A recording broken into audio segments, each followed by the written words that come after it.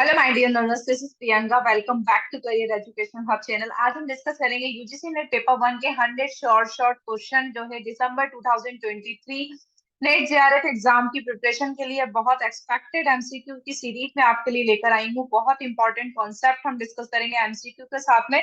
तो with MCQ and the explanation मैं आपको डिस्कस करूंगी। अगर आपने ये चैनल सब्सक्राइब नहीं किया तो चैनल को सब्सक्राइब कर ले, लाइक करें एंड शेयर करें। अगर आपको ये वीडियो इन्फॉर्मेटिव लगता है तो अपने फ्रेंड्स को ज्यादा से ज्यादा शेयर करें। तो ये जो है 100% शॉर्ट शॉर्ट क्वेश्चन का जो है पार्ट वन है। तो वन बाय वन हम जो है एमसीक्यूज की सीरीज को डिस्कस करेंगे।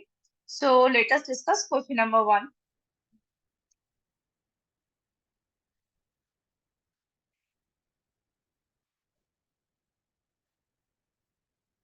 Question number one. Under the rubric-oriented learning programs in India, the role of learner was considered to be relatively more. तो रुब्रिक ओरिएंटल लर्निंग प्रोग्राम जो इंडिया में use किया जाता है स्टूडेंट्स के लिए, उस पर्पस में लर्नर का जो रोल होता है वो क्या होता है? Option number one active, option number two passive, option number three neutral and option number four is silent. So friends, rubric में जो स्टूडेंट का जो रोल होता है वो एक्टिव होता है। Option number one is your right.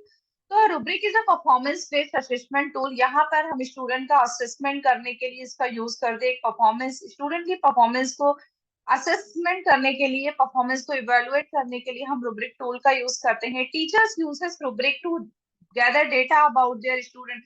तो टीचर जो है रुब्रिक का यूज करते हैं स्टूडेंट से रिलेटेड कुछ डेटा हमें गैदर करना होता है ऑन अ पर्टिकुलर असाइनमेंट और skills. Simple rubric allow students to understand what is required and in assignment how it will be graded and how well they are progressing towards proficiency। तो students से related data जो है teacher gather करता है कि student की performance कैसी है, स्टूडेंट्स ने टाइम पर असाइनमेंट सबमिट किया है, स्टूडेंट्स के जो किस सब्जेक्ट में कितने मार्क्स है, किस सब्जेक्ट में उसकी क्या परफॉर्मेंस है। तो स्टूडेंट की प्रोग्रेस से रिलेटेड ग्रेड प्रोफिशिएंसी जो है रुब्रिक्स टूल में जो है टीचर जो है डिफाइन करता है। तो टीचर जो है स्टूडेंट का असेसमेंट करता है, वैल्यूएशन करता है इन द रुब्रिक्स टूल्स के थ्रू। तो दैट मीन्स कि लर्नर का जो रोल होता है वो एक्टिव होता है क्योंकि लर्नर पार्टिसिपेट करता है। उसकी प्रोग्रेस एंड द प्रोफिशिएंसी को जो है रुब्रिक में डिफाइन किया जाता है। तो that's why our answer is one is right. Question number two, ये स्टेटमेंट वाले क्वेश्चन है। Promoting classroom dialogue that encourage student to examine alternative is an example direct instructions। तो फ्रेंड्स, इसमें पूछा गया है rubric promoting the classroom dialogue that encourage students to examine alternative is an example of। So friends, यहाँ पे direct instruction नहीं होना चाहिए। Option number one is our wrong because यहाँ पे जो स्टेटमेंट वन जो है रॉन्ग होगा क्योंकि यहाँ पे होना चाहिए था इनडायरेक्ट इंस्ट्रक्शन। जब टीचर स्टूडेंट को डायरेक्ट इंस्ट्रक्शंस देता है तब वहां पर टीचर का जो रोल होता है वो एक्टिव होता है। टीचर का रोल जो है वो एक्टिव होता है, बट इनडायरेक्ट में, सॉरी, डायरेक्ट में टीचर का रोल एक्टिव होता है, स्टूडेंट का रोल पैसिव होता है। तो हम क्लासरूम, हमें उस टाइप का क्लासरूम को प्रमोट करना चाहिए जो इंकरेज करते हैं स्टूडेंट्स के लिए, जो उनको, जहाँ पर लर्नर का भी इन्वॉल्वमेंट हो एंड जो टीचर का रोल है वो, टीचर का रोल भी इम्पोर्टेंट है बट लर्नर का भी इन्वॉल्वमेंट होना कंपलसरी है। ओनली टीचर का जब रोल होता है, वो जो क्लासरूम होता है वो जो है स्टूडेंट का इन्वॉल्वमेंट कम होता है। दैट मीन्स कि डायरेक्ट इंस्ट्रक्शन में टीचर एक्टिव होगा, स्टूडेंट पैसिव होगा। इनडायरेक्ट इंस्ट्रक्शन में स्टूडेंट एक्टिव होता है।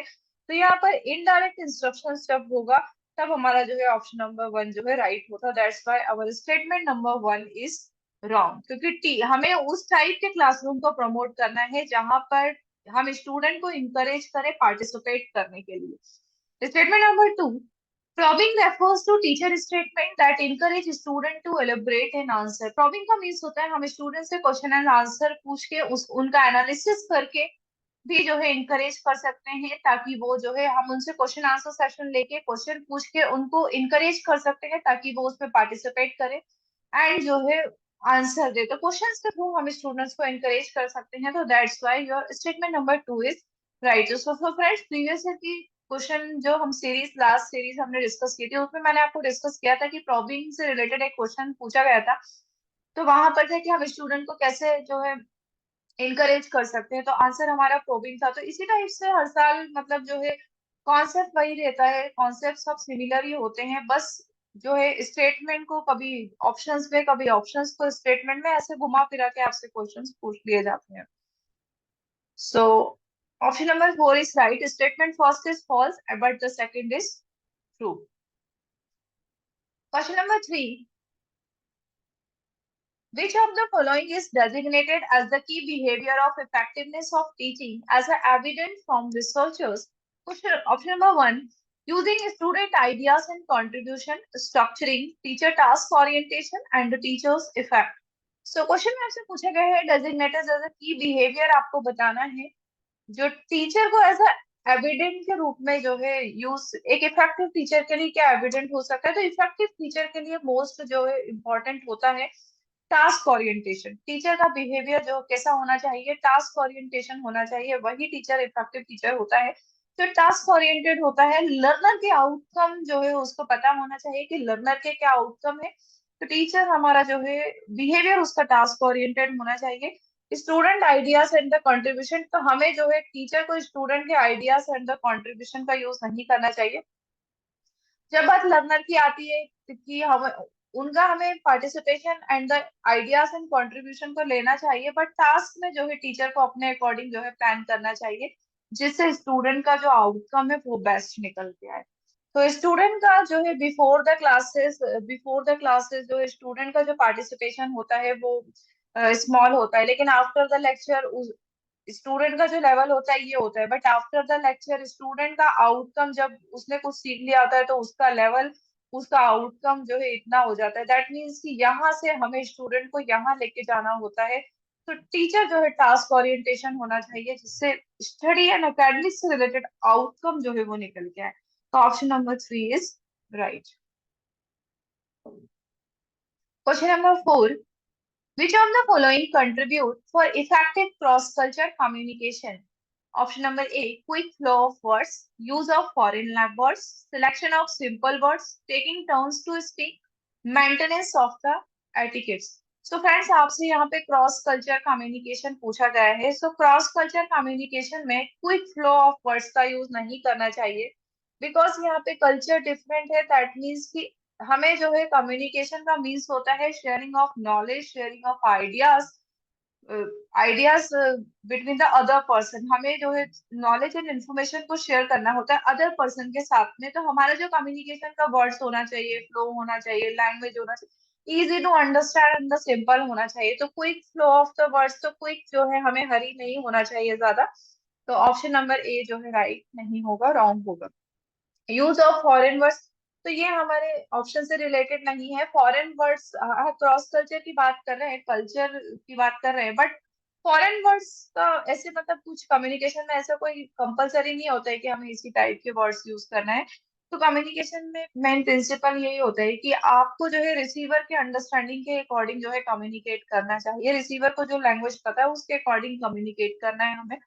सो selection of the simple words, yes ये आपका जो ऑप्शन होगा राइट होगा। हमें जो है सिंपल वर्ड्स का यूज करना चाहिए। टेकिंग टर्न्स टू स्पीक, हमें जो है पॉज देना चाहिए, जैसे वन सेंटेंस बोला उसके बाद पॉज देना चाहिए, टर्न्स लेना चाहिए स्पीक करते थे, जिससे क्या होता है कि रिसीवर जो है वो अंडरस्टैंड कर पाता है। अगर कुछ टर्न होता है तो वो अंडरस्टैंड, जैसे एक सेंटेंस बोला रिसीवर ने अंडरस्टैंड किया, then we will move to the next sentence. Maintenance of the etiquette, जब हमें क्रॉस कल्चर कम्युनिकेशन करते हैं तो दूसरे कल्चर के साथ में क्रॉस कल्चर में जब कम्युनिकेट करते हैं तो हमें प्रॉपर एटिकेट्स को जो है वो ध्यान में रखना चाहिए। So option number D is right, C D E is our answer. So question number 5, the emergence of media of communication in a chronological sequence में आपको लगाना है फ्रेंड्स। यहाँ पे मीडिया ऑफ द कम्युनिकेशन का हम किस किस टाइप से, क्या हम पहले यूज करते थे, उसके बाद क्या आया, उसके बाद क्या आया, तो क्रोनोलॉजिकल एक सीक्वेंस में आपको लगाना है। तो इस टाइप के एनटीए में क्वेश्चन पूछ लिए जाते हैं, सबसे ज्यादा ये पैटर्न फॉलो करता है एनटीए, क्रोनोलॉजिकल सीक्वेंस में आपको लगाना है। तो फ्रेंड्स यहाँ पर मैं आपको एक ट्रिक बताती हूँ, एलिमिनेशन मेथड्स के थ्रू जो है आप इजिली जो है आंसर को फाइंड आउट कर सकते हो। वो कैसे? सो फ्रेंड्स, या television, newspaper, film, television and newspaper ये हम पहले यूज करते थे, बट इंटरनेट हमारा सबसे बाद में आया। अगर आप देखो तो इंटरनेट सिर्फ ओनली ये वाले ऑप्शन में है, बी में है। तो ऑप्शन बी हमारा वैसे ही राइट हो जाएगा, क्योंकि इंटरनेट लास्ट में आया था, हमें क्रोनोलॉजिकल सीक्वेंस पे लगाना है। दैट मीन्स कि इंटरनेट हमारा लास्ट में आया था। तो ई जो है सिर्फ एक ही ऑप्शन में, सेकंड में, तो आप ऐसे एलिमिनेशन मेथड का यूज करके भी आप सॉल्व कर सकते हो। दैट मीन्स कि सबसे पहले जो आया था वो न्यूज़पेपर था, फर्स्ट नंबर पे newspaper, media of the communication newspaper. Then फिर हमारा फिल्म का यूज किया जाने लगा। देन उसके बाद फिर radio, then television, then last one is internet. So newspaper, film, radio, television, and the internet. So your option number two is right. Okay, so next question हम discuss करते हैं. Which of the following sustainable development goals is related to consumption and production patterns? तो आपसे sustainable development goals के number के बारे में पूछा गया है. So friends, sustainable development goal में जो है 17 गोल हैं। सभी कंट्रीज को ये जो टारगेट अचीव करना था वो 2030 तक अचीव करना था। तो सस्टेनेबल डेवलपमेंट गोल को जो है स्टैब्लिश किया गया था 2015 में। तो सभी कंट्री को जो टारगेट अचीव करना है 2030 तक अचीव करना है। 2030 तक का टाइम पीरियड है, 2015 से 2030 तक है। 15 में आया था, 30 तक जो है टारगेट अचीव करना है। तो मिलेनियम डेवलपमेंट गोल जो है 2000 में आया था एंड सभी कंट्रीज को 2015 तक अचीव करना था।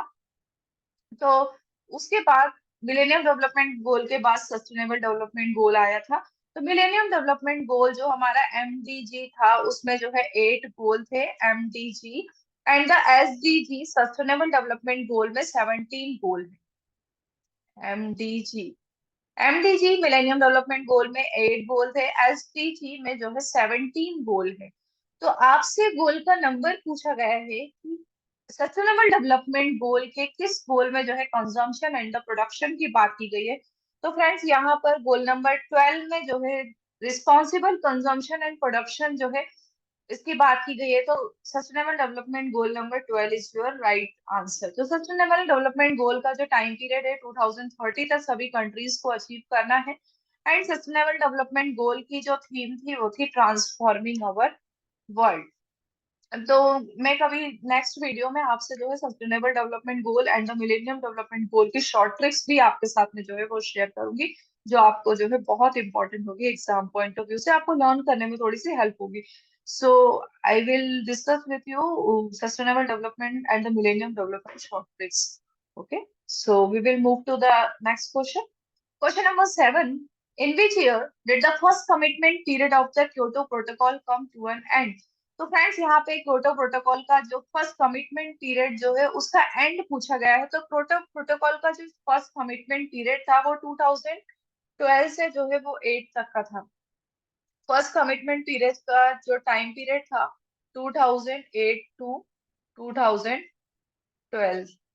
तो आपसे क्वेश्चन में पूछा गया है कि in which year did the first commitment period of the Kyoto Protocol come to an end. तो एंड होने का जो टाइम पीरियड था वो 2012 था एंड स्टार्ट हुआ था 8 में। तो एंड का पूछा गया आपसे, that's why our answer is C, 2012 जो है उसका एंड पीरियड था। सो फ्रेंड्स, ये जो फर्स्ट कमिटमेंट पीरियड था क्योटो प्रोटोकॉल का 2008 से जो है 12 तक अचीव करना था। तो टारगेट क्या था first commitment period of the Kyoto protocol cover emission of the 6 main. हमें ये सभी कंट्रीज को ये टारगेट दिया गया था कि ग्रीन हाउस गैसेस का जो एमिशन है, एमिशन जो है कम करना है। दैट मीन्स कि for like carbon dioxide gas, methane gas, nitrous oxide, hydrofluorocarbons, perfluorocarbons and the sulphur hexafluoride. तो आपको ये वर्ड भी जो है ध्यान में रखना है कि यहाँ पर ये जो क्योटो प्रोटोकॉल था ये ग्रीन हाउस एमिशन से रिलेटेड था। Okay, so our option number third is right. So question number 8. सो मैं आई होप कि आप जो एंजॉय कर रहे होंगे ये एमसीक्यू सीरीज। एंड अगर आपको कुछ डाउट होता है, ये रिकॉर्डेड वीडियो है, अगर आपको कुछ डाउट होता है तो आप मुझे जो है कमेंट सेक्शन में कमेंट करके बता सकते हैं।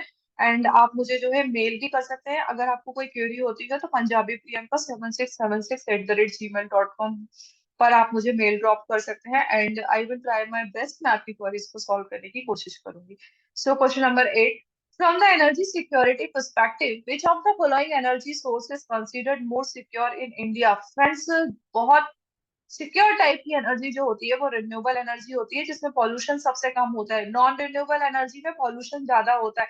तो नॉन रिन्यूएबल एनर्जी हमारी सिक्योर नहीं होती, क्योंकि उसमें पॉल्यूशन जो है वो ज्यादा होता है। तो सबसे सिक्योर इंडिया के पर्पज से ही नहीं, नॉर्मली भी हम देखें तो सोलर एनर्जी जो होती है वो सबसे सिक्योर एनर्जी होती है, because solar energy is a non sorry it is a मतलब रिन्यूएबल एनर्जी, मतलब जिसको हम बार बार रिन्यू कर सकते हैं। नॉन रिन्यूएबल एनर्जी लाइक जिसे हम बार बार रिन्यू नहीं कर सकते, या वो उसके उसमें जो है पॉल्यूशन होने के जो चांसेस है वो ज्यादा होते हैं, वो नॉन रिन्यूएबल एनर्जी टाइप की होती है। तो सबसे सिक्योर एनर्जी जो मानी जाती है वो सोलर एनर्जी होगी।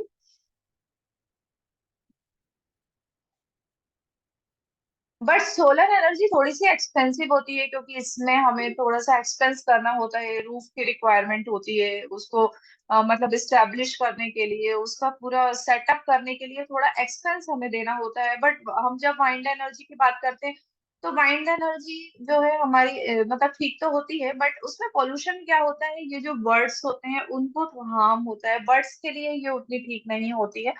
एंड जो है थोड़ा सा इसमें नॉइज भी क्रिएट होता है। एंड हाइड्रो जो एनर्जी होती है वो भी ठीक होती है, बट इसके लिए भी हमें जो है एक्सपेंस की रिक्वायरमेंट होती है, एंड द लैंड की रिक्वायरमेंट होती है, एंड द जियोथर्मल एनर्जी। तो मोस्ट सबसे सिक्योर एनर्जी अगर आपसे पूछी गई तो your answer is solar energy.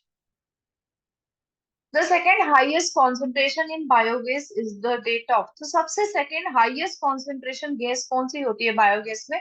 तो सेकेंड हाइएस्ट कॉन्सेंट्रेशन गैस होती है बायोगैस में carbon dioxide. Okay, so carbon dioxide is your answer. तो सेकेंड पूछा गया है, तो सेकेंड हमारी कार्बन डाइऑक्साइड होती है बायोगैस में।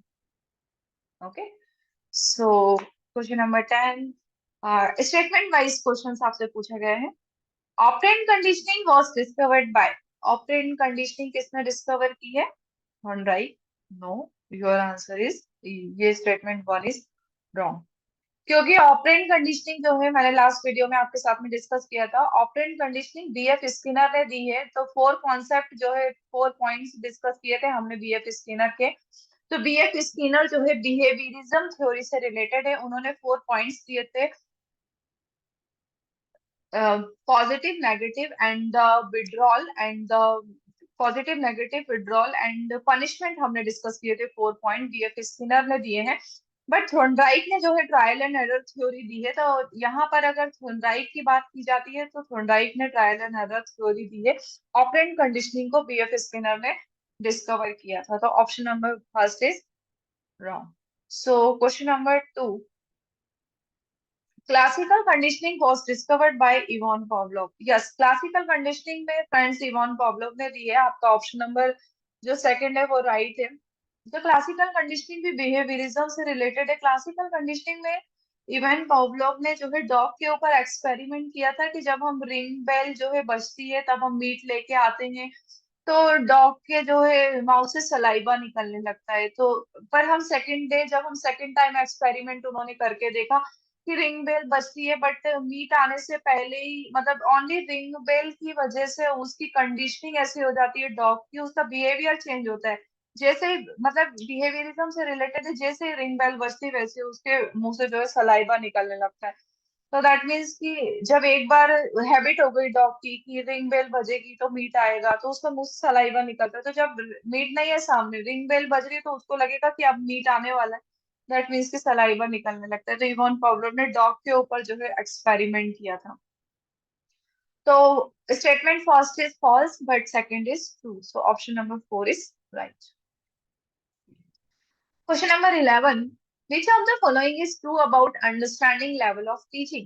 Imparting factual information, teaching to comprehend the concept, teaching to explore the field of knowledge, and last option is teaching to develop rational thinking. So friends, level of teaching में हमने three level discuss किए थे, memory level, understanding level, and the reflective level. सो जो fourth number का जो आपका level है autonomous and the development level, जिसमें टीचर का रोल नहीं होता है, वो मोरिसल ब्रिगी ने डिफाइन किया था। तो अंडरस्टैंडिंग मेमोरी लेवल में स्टूडेंट ओनली क्रैमिंग करता है, A for apple B for boy जैसे स्टूडेंट को सिखाया जाता है वो as it is rote learning करता है, रट्टाफिकेशन करता है। बट अंडरस्टैंडिंग लेवल में स्टूडेंट थोड़े मैच्योर हो जाते हैं, तब वो वहां पे सीखते हैं कैसे, हाँ वो वहां पे मीनिंग निकालने लगते हैं। अंडरस्टैंडिंग हो जाती है, कॉम्प्रिहेंसिव करते हैं। तो understanding is related to the teaching to comprehend the concept. Student यहाँ पर अंडरस्टैंड करने लगते हैं कॉन्सेप्ट को एंड प्रॉब्लम्स को सॉल्व कर लेते हैं। तो एंड द रिफ्लेक्टिव लेवल में स्टूडेंट की जो थिंकिंग होती है वो रैशनल लेवल की हो जाती है। दैट मीन्स कि हायर लेवल का सोचते हैं, वो प्रॉब्लम्स को सॉल्व करते हैं एंड टीचर का रोल वहां पे बहुत कम होता है, स्टूडेंट का रोल जो है ज्यादा एक्टिव होता है। Question number 12, identify the correct sequence of mass media function. तो फ्रेंड्स ये कम्युनिकेशन का क्वेश्चन है। मास मीडिया फंक्शन में आपको जो है करेक्ट सीक्वेंस पर लगाना है। तो choose the correct options, correct answer from the options given below. आपको आइडेंटिफाई करना है, सीक्वेंस में लगाना है। तो मास मीडिया में सबसे पहले हम क्या करते हैं, अपना एक इंफॉर्मेशन को जो है गैदर करते हैं। इंफॉर्मेशन, मास मीडिया का जो पर्पस होता है वो इंफॉर्मेशन के पर्पस से होता है। इंफॉर्मेशन द सर्विलेंस, इंस्ट्रक्शंस और द एजुकेशन, देन एंटरटेनमेंट। पहला जो मेन फंक्शन होता है मास मीडिया का, इंफॉर्मेशन प्रोवाइड करना, द सर्विलेंस, इंस्ट्रक्शंस और द एजुकेशन की पर्पस से इंस्ट्रक्शंस प्रोवाइड करना, देन एंटरटेनमेंट, परसुएशन। परसुएशन का मीनिंग होता है किसी को उकसाना, debate and the discussion, then culture को प्रमोट करने के पर्पस से, and last function is the integration. तो आपको यहाँ पे सीक्वेंस पे लगाना है। मैंने आपको इस स्लाइड में जो है सीक्वेंस दे दिए हैं, आप थोड़ा सा देख लेना। सो information is our first, then education, then entertainment, then transmission of culture, then social integration. So option number B is second is right. As per the National Education Policy 2020, gross enrollment ratio is sought to be achieved by 2035 to the extent of।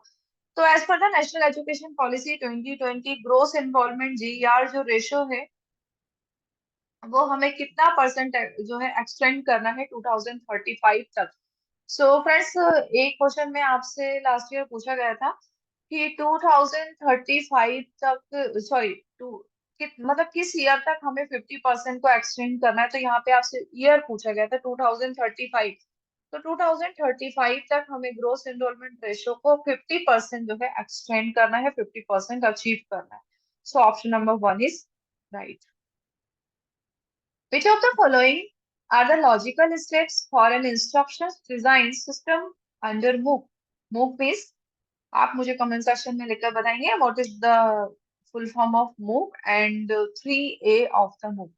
Okay, so MOOC means massive open online courses. First option is policy analysis, second is need analysis, third is content analysis, learner analysis and the assignment analysis. तो MOOC जो है हमारा massive open online courses है। massive open online courses MOOC को host करता है स्वयं। Okay, सो हमें जो है इसको सीक्वेंस पे लगाना है। तो सीक्वेंस आपका क्या होगा, पहले हम क्या करते हैं, MOOC एक मासिव ओपन ऑनलाइन कोर्सेज है। तो एजुकेशन के फील्ड में इसका यूज किया जाता है, ये एक एजुकेशन प्लेटफॉर्म है। दैट मीन्स कि MOOC को जो होस्ट करता है वो स्वयं करता है। तो फर्स्ट ऑफ ऑल हम लर्नर के नीड को एनालाइज करते हैं MOOC में। MOOC बनाया इसलिए गया है कि स्टूडेंट जो रिमोट एरियाज में रहते हैं और स्टूडेंट तक, लर्नर तक एक क्वालिटी एजुकेशन डिलीवर हो। क्वालिटी एजुकेशन को पहुंचाने के पर्पज से MOOC बनाया गया है। तो रिमोट एरियाज में, रूरल एरियाज में रहने वाले, दूर स्थानों में रहने वाले लोगों के लिए, मतलब लर्नर के लिए क्वालिटी एजुकेशन बेस्ट फैकल्टी के थ्रू, बेस्ट कंटेंट के थ्रू जो है वो अपना नॉलेज को गेन कर पाए। तो फर्स्ट ऑफ ऑल किस फील्ड में नीड है हम वो एनालाइज करते हैं। लास्ट वीडियो में स्वयं प्रभा में मैंने आपके साथ में डिस्कस किया था, 9 कोऑर्डिनेटर्स हमने डिस्कस किए थे, AICT, IIM, NITTR एक्सेट्रा। तो MOOC का जो पर्पस है, फर्स्ट ऑफ ऑल लर्नर को क्या नीड है, उसको जॉब के पर्पस से इंडस्ट्री में क्या रिक्वायरमेंट है, उसको जॉब के लिए क्या रिक्वायरमेंट है, लर्नर्स की नीड को एनालिसिस करेंगे। फर्स्ट ऑफ ऑल MOOC जो बनाया गया है स्टूडेंट के लिए बनाया गया है। तो हम यहाँ पर लर्नर की, स्टूडेंट की क्या डिमांड है, किस टॉपिक की डिमांड है, किस टॉपिक पे हमको कोर्स को डिलीवर करना है, किस फैकल्टी के थ्रू डिलीवर करना है। दैट मीन्स कि हम नीड को आइडेंटिफाई करेंगे, फर्स्ट नीड एनालिसिस करेंगे, देन कंटेंट एनालिसिस। उसके बाद स्टूडेंट्स को किस कंटेंट की रिक्वायरमेंट है, प्रैक्टिकल नॉलेज प्रोवाइड करना है, थ्योरेटिकल प्रोवाइड करना है। कंटेंट को जो है हम as per the requirement of the learner, as per उनके लर्नर के लिए कौन सा कंटेंट बेस्ट है, तो हम कंटेंट को एनालिसिस करेंगे। देन उसके बाद हम लर्नर को एनालिसिस करेंगे कि लर्नर हमारे किस टाइप के हैं, एंड हमें उनको जो है किस टाइप का कंटेंट प्रोवाइड करना है according to the learners demand, according to the learners need. हम जो है MOOC के थ्रू जो है इंस्ट्रक्शंस डिजाइन करते हैं। यहाँ पे आपसे पूछा गया है इंस्ट्रक्शन कैसे डिजाइन करेंगे, तो इंस्ट्रक्शंस हम लर्नर की पहले नीड को आइडेंटिफाई करेंगे, फिर कंटेंट को एनालिसिस करेंगे, देन फिर हम लर्नर का एनालिसिस करेंगे। सो option number second is right. Question number 15.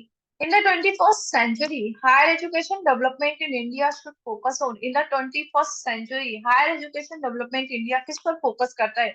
So friends, higher education in India three main words पे फोकस करता है: access, equity and the equality. So ये जो है three access, equity and the equality पे focus करता है। दैट मीन्स कि एक्सेस मीन्स ये फ्री ऑफ कॉस्ट हमें प्रोवाइड करना है, किसी भी टाइम पे लर्नर जो है इसको एक्सेस कर पाए, रिमोट एरिया में जो रहते हैं वो एक्सेस कर पाए। तो फर्स्ट जो मेन जो फोकस है वो एक्सेस है, तो ऑप्शन नंबर 1 इज राइट। सबको इक्विटी प्रोवाइड करना है, मतलब इक्वालिटी प्रोवाइड करना है, इक्वली सबको एजुकेशन प्रोवाइड करना है, शिक्षा प्रोवाइड करना है। अकाउंटेबिलिटी, अकाउंटेबिलिटी है गवर्नमेंट ऑफ इंडिया की कि जो है स्टूडेंट्स जो रूरल एरिया में उनको भी एजुकेशन प्रोवाइड करे। एंड हमें जो है last one is equality maintain करना है, access, equity and the equality, accountability and the equality. So option number first is right, A and D is our answer. Question number 16. In the Upanishad age, Mithila became a prominent seat of the Brahmanical system of education. It was named. So friends, Upanishad period जो है वो राजा जनक का था, मिथिला उनकी बेटी, जैसा कि आपको पता होगा। सो उपनिषद पीरियड जो है वो मिथिला का था। मिथिला जो है राजा जनक का जो है एरिया है। तो ब्राह्मणिकल सिस्टम ऑफ एजुकेशन जो है इसको हम किस नाम से जाना जाते हैं, तो उपनिषद काल में जो मिथिला में उपनिषद काल में ब्राह्मणिकल एजुकेशन सिस्टम था उसे हम विदेहा के नाम से जानते हैं। सीता जी का जो दूसरा नाम है हम उसे विदेही प्रोनाउंस करते हैं। तो विदेहा जो उन्होंने अपनी जो है डॉटर के नाम पे ही रखा था। तो ब्राह्मणिकल सिस्टम ऑफ एजुकेशन उपनिषद काल में जो है उसे हम विदेहा के नाम से जानते हैं। So option number second is right.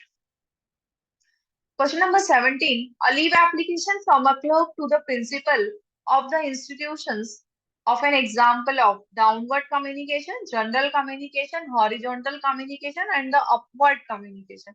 अब ये जो लीव एप्लीकेशन जो है वो क्लर्क देना चाहता है प्रिंसिपल को, तो ये किस टाइप का कम्युनिकेशन है? सो फ्रेंड्स, क्लर्क जो है लोअर लेवल हो गया, बॉटम हो गया, एंड प्रिंसिपल जो हो गए हमारे वो टॉप लेवल हो गए।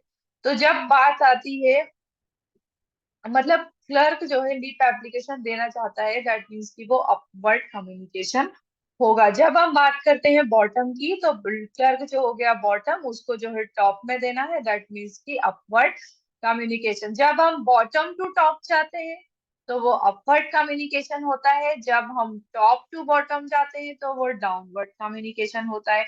जब हम सिमिलर लेवल पे कम्युनिकेट करते हैं, सिमिलर सेम एज ग्रुप, जब आप किसी अपने किसी फ्रेंड से क्लासमेट के साथ में कम्युनिकेट करते हो तो वो आपका हॉरिजॉन्टल कम्युनिकेशन होता है। Same age group, same level के, सेम मतलब डेजिग्नेशन वाले फ्रेंड्स और कलीग के साथ में हमारा जो कम्युनिकेशन होता है वो हॉरिजॉन्टल कम्युनिकेशन होता है। तो जनरल कम्युनिकेशन ऑप्शन जो है आपको ऐसे ही दिया गया है, तो मैं आपको जो है सारे ऑप्शंस एक्सप्लेन कर दे रही हूँ। हो सकता है कभी एग्जाम में आपसे कुछ घुमा के पूछ लिया जाए तो आपको जो है आंसर उसका बन जाना चाहिए। जब ये हमारा जो क्लर्क हो गया, ये क्या हो गया बॉटम, ये टॉप पे क्या हो गया प्रिंसिपल, तो बॉटम से टॉप जा रहे हैं तो क्या होगा फिर अपवर्ड कम्युनिकेशन। अब जब हमारा यहाँ पे अगर प्रिंसिपल को किसी एम्प्लॉय को देना होता तब वो डाउनवर्ड कम्युनिकेशन होता। टॉप टू बॉटम आएंगे, जब हम अपवर्ड ऊपर जाएंगे अपवर्ड कम्युनिकेशन, नीचे आएंगे डाउनवर्ड कम्युनिकेशन, सेम लेवल पे कम्युनिकेशन करेंगे हॉरिजॉन्टल कम्युनिकेशन। जब फॉर एग्जांपल एचआर का कोई बंदा है, एचआर के पर्सन को जो है मार्केटिंग डिपार्टमेंट से कम्युनिकेशन करना है डिफरेंट डिफरेंट डिपार्टमेंट में, तो उसे बोलेंगे आप क्रॉस कल्चर कम्युनिकेशन, उसे बोलेंगे क्रॉस और द डायगोनल कम्युनिकेशन। तो फॉर्मल कम्युनिकेशन हमारे 4 टाइप्स के होते हैं, upward, downward, horizontal and the downward sorry horizontal and the diagonal communication. Informal communication 4 types के होते हैं, single strand chain, random chain, probability communication and the probability communication and the cluster chain communication. तो informal भी हमारे 4 types के होते हैं। Form ये जो आपको इस क्वेश्चन में जो टाइप्स दिए गए हैं ये हमारे फॉर्मल कम्युनिकेशन के राइट्स हैं। तो informal, so friends last year previous year में एक क्वेश्चन भी बार बार पूछा जाता है एनटीए में कि informal communication is also called. तो इनफॉर्मल कम्युनिकेशन आपका ग्रेप वाइन कम्युनिकेशन होता है।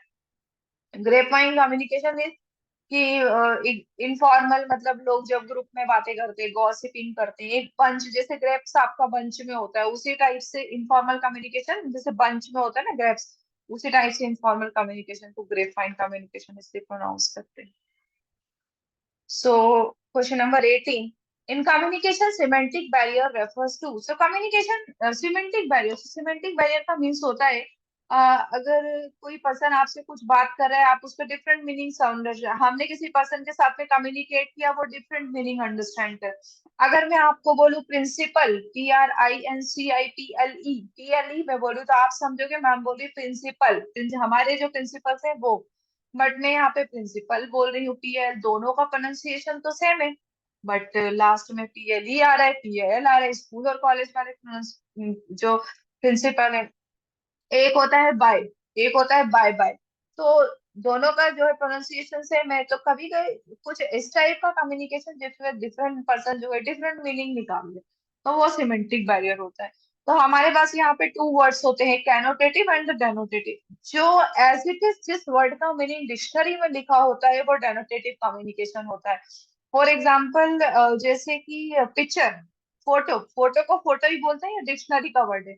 बट हम जो सामने से जो है फ्रंट साइड से जो सेल्फी लेते हैं, ये नाम हमने दिया है, तो जो नाम हम खुद देते हैं उसको कैनोटेशन बोलते हैं। जो ऑलरेडी डिक्शनरी में दिया है कि उसका मीनिंग यही होगा, नो, नो, KNOW, नो का मीन्स होता है जानना, तो ये डिक्शनरी का मीनिंग होता है, नो NO अलग हो गया। दैट मीन्स कि जो डिक्शनरी का मीनिंग होगा वो डेनोटेटिव होगा। जब हम कैनोटेशन की बात करते हैं, जो मीनिंग हमने खुद दिया है, हम खुद उसको प्रोनाउंस कर रहे हैं, वो होता है कैनोटेशन।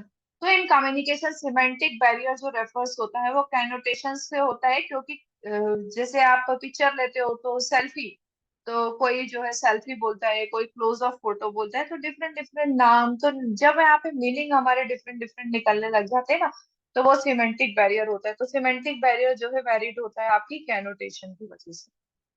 Okay, so option number 4 is right. Okay, इसका डायरेक्ट आंसर ही दिया। Okay, no worry. Which of the following are advantages of web based research. तो आपको एडवांटेजेस फाइंड आउट करना है वेब बेस्ड रिसर्च का, तो आंसर जो है आपके सामने है, तो आपको जो है उसमें कुछ करने की जरूरत नहीं है, आपको डायरेक्ट रीड करना है। Option number A, it saves times for the researcher, the web is open for participants all the day, data collection is accurate as well as automatic, remote participants provide rich data, and option number E is the digital divide does not have any impact of data collection। तो web based research, जब हम कोई tools and technology का use करके कोई research करते हैं, data collect करना होता है, तो हम कोई सॉफ्टवेयर का यूज करते हैं, टूल्स का यूज करके डेटा कलेक्ट करते हैं, डेटा गैदर करते हैं, लिटरेचर रिव्यू करते हैं, तो वो वेब बेस्ड रिसर्च। तो वेब बेस्ड रिसर्च में जो हमारा टाइम होता है वो सेव होता है। Option number A is right. Obviously technique आप कॉमन सेंस से भी इसको आंसर को फाइंड आउट कर सकते हो, एलिमिनेशन से भी कर सकते हो, कि जब हम टेक्नोलॉजी का यूज करते हैं, आर्टिफिशियल इंटेलिजेंस का यूज करते हैं, तो हमारा टाइम जो है वो सेव होता है। The web is open for participants all the day. Yes, web based जो है आप किसी भी टाइम पर यूज कर सकते हो, 24/7 जो है इसकी फैसिलिटी आपको मिलती है, तो किसी भी टाइम पे वीक 24/7 जो है आप इसका यूज कर सकते हो वेब बेस्ड, तो इसके लिए कुछ रिस्ट्रिक्शंस नहीं होते हैं। So option number B is also right. Data collection is accurate as well as automatic. Yes, data collection जो है आपका वो एक्यूरेट होता है एंड ऑटोमेटिक होता है, तो A B C is your right, तो remote participants provide rich data, ऐसा कुछ जरूरी नहीं है कि रिमोट पार्टिसिपेंट्स होगा तभी आपको जो है रिच डेटा मिलेगा। तो टेक्नोलॉजी को पता नहीं है रिच और पुअर, वो तो ओनली सिर्फ आप पार्टिसिपेंट्स कोई भी हो, डेटा जो है वो सेम ही आएगा, तो डी हमारा जो है रॉन्ग होगा। The digital device does not have any impact of data collection, तो ऐसा नहीं है, डिजिटल डिवाइस के ऊपर भी जो है इम्पैक्ट होता है, तो यहाँ पर नॉट नहीं होना चाहिए था, नॉट हमारा रॉन्ग है। सो option number first is right. So last question, question number 20. A process of reasoning emanating from a theory of hypothesis to systematic observation and conclusion is called inductive approach, discourse approach, deductive approach, phenomenological approach. So friends, question में आपसे पूछा गया है एक process of ऐसी कौन सी reasoning है जिसका थ्योरी ऑफ हाइपोथेसिस तो सिस्टमैटिक ऑब्जर्वेशन करते हैं एंड कंक्लूजन को डिराइव करते हैं, तो ऑप्शन नंबर जो है सी आपका राइट होगा। तो फ्रेंड्स, मैं आपको डिफरेंस बता देती हूँ inductive and the deductive reasoning में। सो इंडक्टिव रीजनिंग में जो रिजल्ट होता है, जो हमारा हाइपोथेसिस बनता है, वो जो रिजल्ट होता है वो एक्यूरेट नहीं होता है, वो मे नॉट बी वैलिड और मे बी नॉट, शायद वो वैलिड है और शायद वैलिड नहीं है, मे be valid may not be valid. But deductive reasoning में क्या होता है, वो जो आपका हाइपोथेसिस होता है वो सिस्टमैटिक होता है, हम स्टेप बाय स्टेप प्रोसेस के थ्रू जाते हैं, ऑब्जर्वेशन करते हैं, कंक्लूजन करते हैं, थ्योरी को डिराइव करते हैं। तो सिस्टमैटिक प्रोसेस जो होती है वो डिडक्टिव रीजनिंग होती है। दैट मीन्स कि डिडक्टिव रीजनिंग में जो है, हम डिडक्टिव रीजनिंग जो हम जाते हैं वो जनरल स्पेसिफिक, जनरल से जो है स्पेसिफिक कंक्लूजन को डिराइव करते हैं। बट इंडक्टिव रीजनिंग में जो है स्पेसिफिक ऑब्जर्वेशन से जो है जनरल जाते हैं। तो जनरल टू स्पेसिफिक होती है, स्पेसिफिक को पर्टिकुलर भी दे दिया जाता है कभी कभी ऑप्शन में। तो जनरल टू पर्टिकुलर, कंफ्यूज नहीं होना। तो जनरल टू पर्टिकुलर जो होगा वो डिडक्टिव रीजनिंग होगी, and the particular to general जो होगा वो आपका इंडक्टिव रीजनिंग होता है। तो systematic observation and the deductive reasoning जो होती है, इसमें जो रिजल्ट होता है आइदर वैलिड और इनवैलिड, या तो वो वैलिड है या तो इनवैलिड है, मतलब यस और नो में आंसर होता है। मतलब यहाँ पे फॉर एग्जाम्पल 2 + 2 4 होता है, तो 2 + 2 जो है 4 होता है, तो मीन्स या तो ये 4 ही होगा, 5 नहीं होगा, क्योंकि ये कॉन्सेप्ट ये 2 + 2 4 होता है। तो ये हमारी डिडक्टिव अप्रोच है। अगर मैं बोलूँ ए इज ग्रेटर देन बी, तो ए बी से जो है बड़ा है या बराबर है या छोटा है, A is greater than and equal than, A is greater than and equals to B. तो यहाँ पे deductive may be valid may not be valid, deductive जो है आइदर वैलिड और इनवैलिड, नाइदर वैलिड और इनवैलिड। तो यहाँ पे जो है पर्टिकुलर जहाँ पे आपका आउटकम निकल के आता है, आंसर आता है। तो deductive reasoning is also called as logic और top down reasoning. Top down जो रीजनिंग होती है वो हमारी डिडक्टिव रीजनिंग होती है, एंड द बॉटम जो होती है, बॉटम टू टॉप जो रीजनिंग होती है वो इंडक्टिव रीजनिंग होती है। तो ऑप्शन नंबर जो जो आपका थर्ड है वो राइट होगा। सो फ्रेंड्स, आज हमने डिस्कस की मोस्ट इम्पोर्टेंट 20 क्वेश्चन की सीरीज हमने डिस्कस की। तो इसी टाइप से मैं आपके लिए एक्सपेक्टेड एमसीक्यू जो है previous year question and expected MCQ की सीरीज लेकर आने वाली हूँ। सो आपके एग्जाम तक मैं आपके साथ में डिस्कस करूंगी, तो एमसीक्यू के साथ में ही हम कॉन्सेप्ट को डिस्कस करेंगे। अगर आपको ये वीडियो अच्छा लगता है, इंफॉर्मेटिव लगता है, अगर आपके एग्जाम के पॉइंट ऑफ व्यू से आपको हेल्पफुल लगता है, तो इस वीडियो को लाइक शेयर एंड सब्सक्राइब करें, एंड ज्यादा से ज्यादा अपने फ्रेंड्स में सब्सक्राइब करें, एंड अपनी जीआरएफ नेट जीआरएफ की प्रिपरेशन को, स्टडी को बहुत अच्छे से करें। एंड अगर आपको कोई ये वीडियोस रिकॉर्डेड होते हैं, अगर आपको कोई डाउट आता है, कुछ कंफ्यूजन होता है, आप मुझे कमेंट सेक्शन में भी जो है कमेंट्स करके बता सकते हैं। एंड आप मुझे मेल कर सकते हैं punjabipriyanka7676@gmail.com। सो नेक्स्ट क्लास में हम मिलेंगे। नेक्स्ट क्लास में मैं आपके साथ में 100% शॉर्ट शॉर्ट क्वेश्चन दिसंबर 2023 के लिए पार्ट 2 डिस्कस करूंगी। So all the best for your exam.